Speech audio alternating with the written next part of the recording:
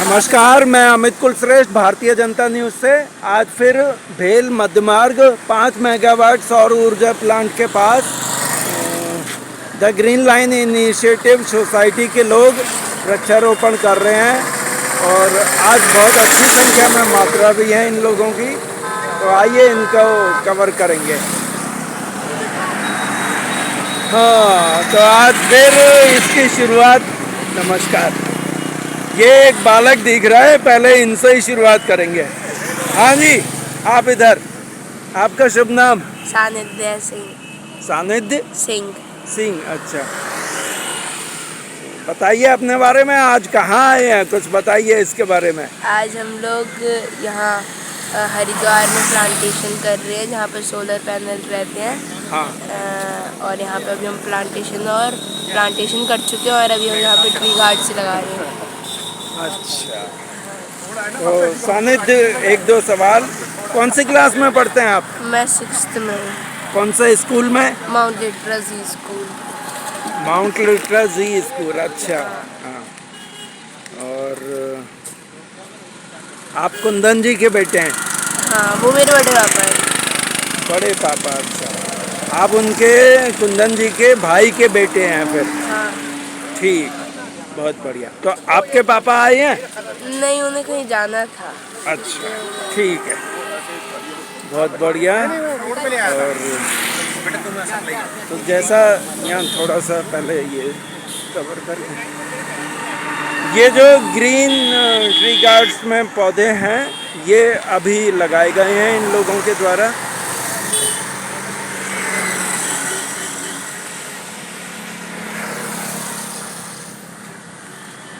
काफ़ी देर से, शायद मेरे ख्याल से 1 घंटा इन लोगों को हो गया होगा, क्योंकि काफ़ी दूर से वो दिख रहे हैं कि पौधे लगाए जा रहे हैं।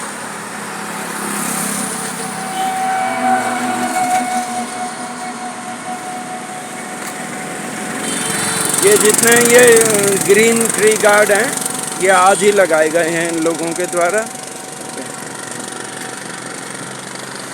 पहले गड्ढा किया होगा, फिर पौधा लगाया होगा, उसके बाद ये ट्री गार्ड लगाए गए हैं। तो ये प्रक्रिया चल रही है। आज हम लोग 5 मेगावाट सौर ऊर्जा प्लांट जो है BHEL का, उससे आगे की तरफ टूवर्ड सेक्टर 1 या हरिद्वार की तरफ जाएं तो उस रोड पे ये प्लांटेशन हो रहा है। पिछले हफ्ते जो था वो बिल्कुल 5 मेगावाट सौर ऊर्जा प्लांट के पास था, लेकिन आज उससे आगे की रोड पे हो रहा है ये देखिए, ये मध्य मार्ग है। आते जाते लोगों को भी दिखा देते हैं थोड़ा सा।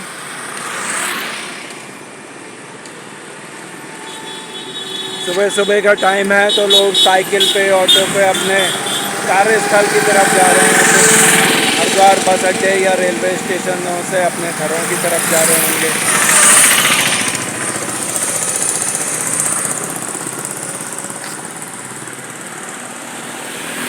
यहाँ पीछे ही ये BHEL के वर्कर्स हॉस्टल कॉलोनी बोलते थे इसको। दूर आपको थोड़े बहुत क्वार्टर्स दिख रहे होंगे।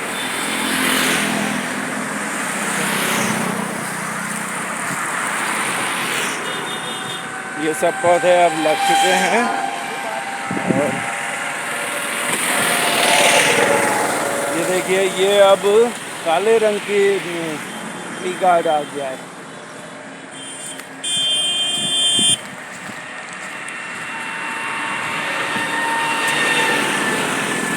आइए अब यहाँ पर लोगों से बात और करेंगे, क्या कहना है सब लोगों का।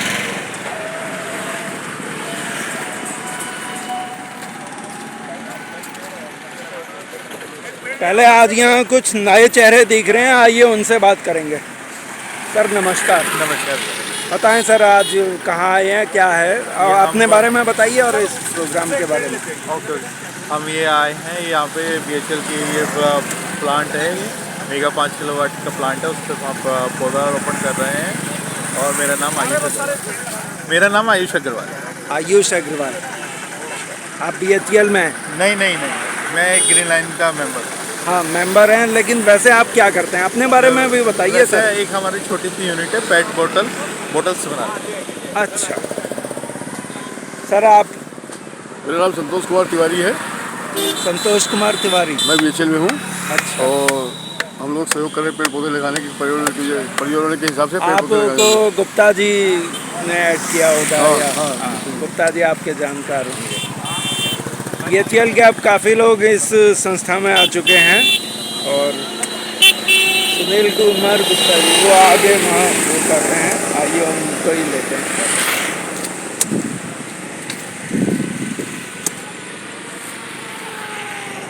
गुप्ता जी नमस्कार। नमस्ते सर। कुछ सर। बोलिए कैमरे पे सर। हाँ सर, आज भी बहुत सारे लोग भी आए हैं। हाँ आज हम लोग प्लास्टिक जो घर में जो वेस्ट प्लास्टिक है उसको भी एकत्रित किया है, और इसको रिसाइकिल के लिए हम लोग ले जाएंगे। शैम्भू करके एक फैक्ट्री है, उसको दे देंगे। अच्छा, जो घर में जो हमारा जो डस्टबिन में जाता था, बिखराव होने के लिए प्लास्टिक जा रहा था, उसको हम लोग प्लास्टिक को संग्रहित किए हैं, इकट्ठा करके लाए हैं, और यहीं से चला जाएगा वो रिसाइकिल। तो अच्छा। हम लोग जनमानस में बात कहना चाहते हैं कि प्लास्टिक को आप बिखेरिए मत। अपने घर में अगर प्लास्टिक आ रहा है तो उसको एक थैले में रखे रहिए, और उसको एक थैले में रख करके जहाँ रिसाइकिलिंग वाला हो रहा है वहाँ आप दे दीजिए। नहीं दे पाते हैं तो the green line initiative society को संपर्क करिए, वो हम आपके घर से उठा लेंगे और रिसाइकिलिंग के स्थान पर हम लोग पहुँचा देंगे। गौरव जी से लेना भूल गए थे अब इनसे। हाँ गौरव जी बताइए आज के बारे में। देखिए ये ना, जहाँ पे हमने पेड़ लगाए हैं यहीं पे जामुन बिकते हैं सीज़न में, तो हमने वहाँ से जामुन खरीदा, खूब खाया, और सीड से सैपलिंग उगा ली पिछले साल। तो अब जो 200 रुपये किलो जामुन यहाँ पे बिकता है वो शायद 50-100 रुपये हो जाएगा, बिकॉज हम कह सकते हैं भाई यहीं से तोड़ के यहीं पे बेच रहे हो तो सस्ता करो। तो हमारा मकसद ये है कि सबके लिए जामुन सस्ते हो जाए। उड़ती हुई चिड़िया जो आ रही है, बर्ड्स आ रही है, या बटरफ्लाई, हनी भी, कुछ भी आ रही है। राजा जी टाइगर रिजर्व के नज़दीक रहते हैं ना, हमारी जिम्मेदारी ज़्यादा है। गलती से कई बार वाइल्ड एनिमल्स इधर आते हैं तो उनको थोड़ा सा फील होना चाहिए कि नहीं, हम एलियन जगह पे नहीं आ गए, मंगल ग्रह पे नहीं है। तो ये मकसद है हमारा। और शिवालिक नगर चौराहे से हमने कंटिन्यू शुरू किया है, और भगत सिंह चौक तक जाना है इसी बरसात में। हम अभी फाउंड्री गेट से आगे बढ़ गए हैं, बस आगे और आधी दूरी तय करनी है, आधी दूरी हमने कवर कर ली। तो नहीं, आधी आपने आधे से ज्यादा आप कवर कर चुके हैं, ये मेरा दावा है। सर बता रहे हैं आधा से ज़्यादा हो गया।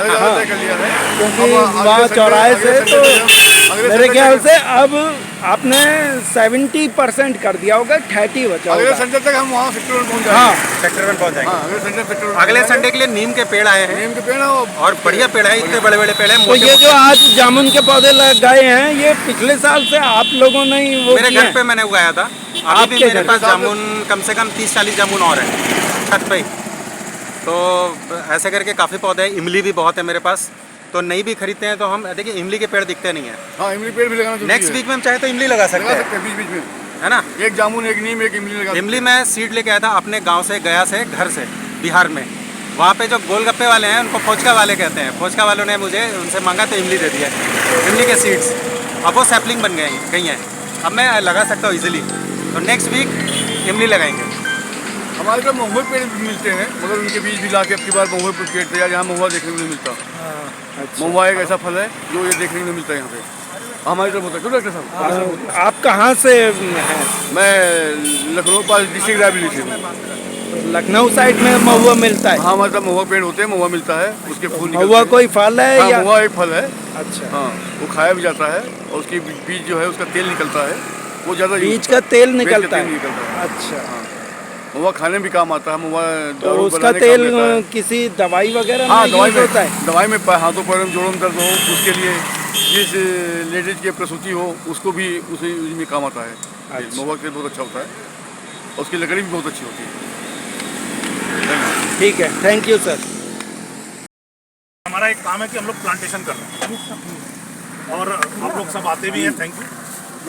इसके साथ हम लोग कुछ और चीज़ें भी करते हैं, क्योंकि केवल प्लांटेशन ही एक सोर्स नहीं हो सकता अपने एनवायरनमेंट को बचाने का। हमें और चीज़ों पे भी ध्यान देना होगा। सर थोड़ी देर पहले कह रहे थे कि पेड़ लगाने से तो ठीक है, हम उनको बचा लें तो वो भी एक जो है, तो केवल पेड़ ही नहीं बाकी चीज़ों को भी, प्लांटेशन के अलावा भी और चीज़ें हैं जिसको भी हम करते हैं तो एनवायरनमेंट के लिए कुछ हम अच्छा कंट्रीब्यूट करते हैं। गुप्ता जी एक चीज़ बताएंगे, ये मैं उनके ऊपर छोड़ता हूँ। आइए सर, आइए इधर। मैं आप लोगों को ये बताना चाहता हूँ, जब राम सेतु बना था एक गिलहरी एक छोटी सी भूमिका निभाई थी, बहुत सुंदर बात है। और वही भूमिका हम अपने सोसाइटी से भी चाह रहे हैं। मैं सुनील गुप्ता ये गिलहरी की भूमिका शुरू किया है। मैं आशा करता हूँ कि आप लोग भी ये काम करेंगे। जैसे घर की जो प्लास्टिक है वो अपने पास प्लास्टिक के थैली में इकट्ठा करेंगे। जैसे मैंने लगभग महीने दिन का प्लास्टिक इकट्ठा किया है और इकट्ठा करके द ग्रीन लाइन सोसाइटी को आप सौंप देंगे। ये रिसाइकिल के लिए हम लोग उचित जगह पर फैक्ट्री में चले जाएंगे। ये एक तरह का डोनेशन मानिए। एक तरह से आप ये समझिए कि हम द ग्रीन लाइन को ये प्लास्टिक दे रहे हैं, ये डोनेशन दे रहे हैं। इसमें बहुत सारे नकारात्मकता भी आपके मन में आएगी कि क्यों न सरकार बंद करवा दे, क्यों न ऐसा कर दे, लेकिन ऐसा हो नहीं सकता है। इसमें बहुत लोग का रोजी रोटी टिका हुआ है। अगर हम प्लास्टिक को बैन भी करते हैं तो हमारे जो खाने पीने की दैनिक चीज़ें हैं वो महंगी हो जाएगी। आप लोग देखते हैं 20 साल पहले जो है चीनी जूट वाली बोरी में मिलती थी, चावल जूट वाली बोरी में मिलती थी। आज ये समाप्त हो गई, सारे प्लास्टिक के बोरे में ही आ रहे हैं। तो प्लास्टिक का 90% हमारे किराना के दुकान पे मिलना शुरू हो गया है, तो उसको हम रोक नहीं पाएंगे। रोकने का एक यही तरीका है कि जैसे नदी बहती है उसी तरह उसको रिसाइकिल के जैसे आ रहा है वैसे वहीं पहुंचा दें।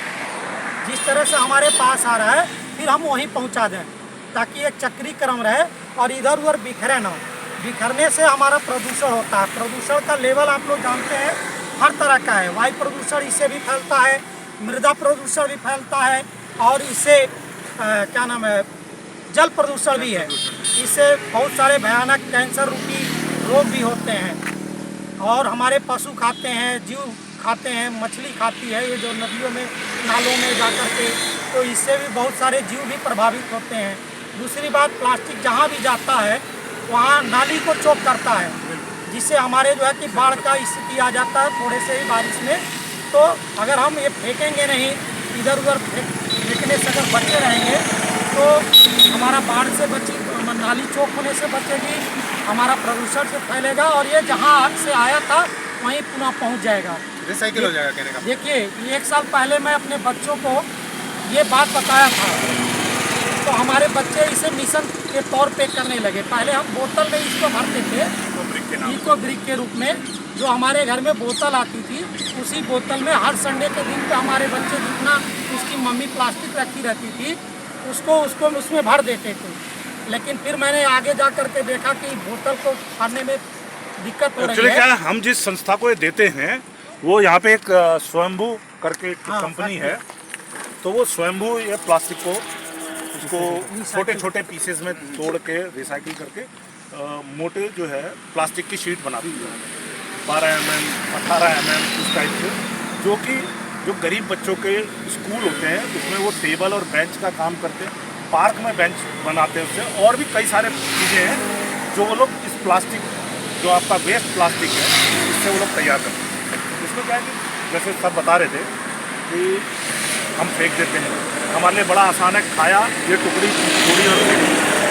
लेकिन आज की तारीख में, आज से आप 10 साल 15 साल पहले सोचिए और आज सोचिए, जितना आपको उड़ते हुए प्लास्टिक दिखता है, आप कई अच्छी जगह जब हम घूमने जाते हैं, बढ़िया जगह जिसे हम टूरिस्ट प्लेस करते हैं, हमें घिन आनी शुरू हो जाती है कि यार कितना कचरा फैला।